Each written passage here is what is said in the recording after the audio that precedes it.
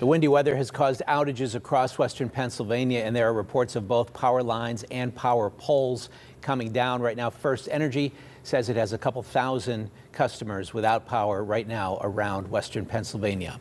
All across this area, crews, first responders, utility crews have all had their hands full. KDKA's Mamie Ba continues our team coverage. The Robinson Mall is now open after it was evacuated at 11 this morning. I'm told the power was out for nearly 3 hours. It's now been restored. The winds aren't just loud.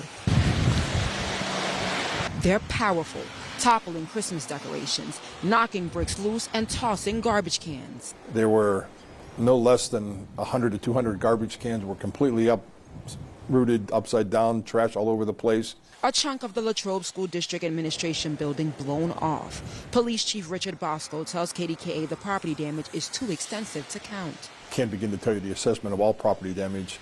I've seen signs for all of our businesses have been twisted or bent or blown over. In Allegheny County, the force of the winds are also being felt,